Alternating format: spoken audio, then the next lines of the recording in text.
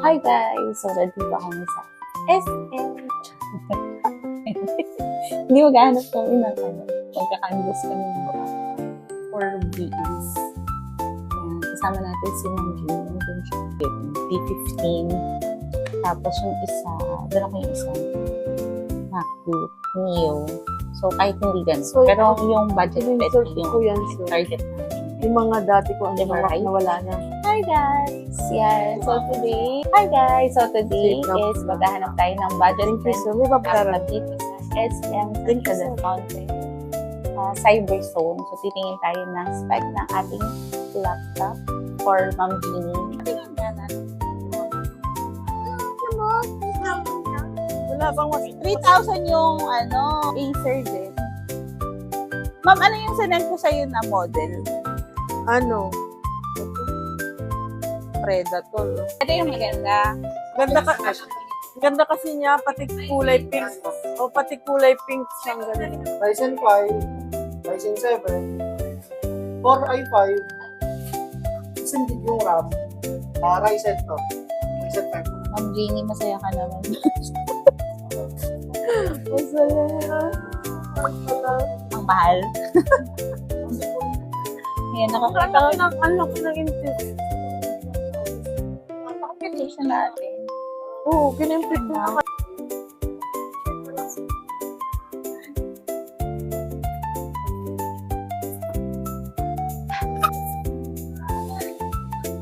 Kasi, ano pa yan kumbaga, factory charge pa lang. So, need nyo muna i-drain. Yung unang yung charge, yung sales na box. So, kapag drain, pwede mo na siyang i-charge to 100% kung while using naman. So, actually, case to case basis. So, kung kailangan talagang naka-charge, kung tipong bawal malawan, so no choice, kailangan i-charge yun. Basta after usage, Saka WhatsApp ginagamit namin sa work. Viber saka WhatsApp. Malakas sarap din. Alin? Yung WhatsApp, yung mga yun. Hindi AI feature or AI laptop. CPU, memory, disk, GPU. Ang nadagdag po sa kanyang itong neuroprocessing and NPU po. Ano yun? Para sa Neuroprocessing, yung mga AI task, so may separately na po siya na nagpapagana. Or meron na siyang pupuntahan automatically. So hindi siya kailangan tumuwa sa memory, sa CPU, nang gagawa sa mga AI tasks. Actually, good thing sa ganitong laptop, since na more on AI na kasi tayo ngayon, ma'am. So more on AI na yung technology. Sooner or later po, may mga program na po kasi na mag-release na functional lang for AI laptop. So in short, nakaabang na po.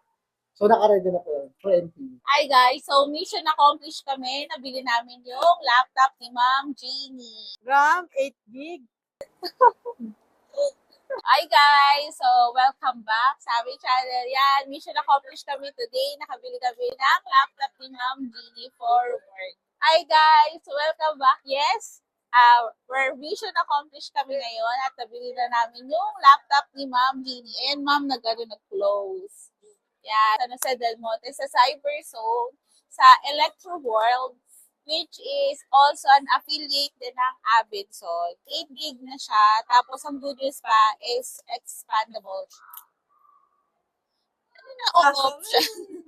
Number 2 is dapat SSD siya. So, 512 na yung SSD niya. Si Acer yung napili namin. Full HD siya, 1920 by 1080. Yan. So, iniwasan namin yung Celeron, especially ngayon na marami kami mga binubuksan na application. So, anong masasabi mo? Happy ka naman ba? Siyempre happy ko kasi may gagamit na ako sa work from home. May checklist kayo sa pagbili nyo ng laptop. Okay? Bye-bye!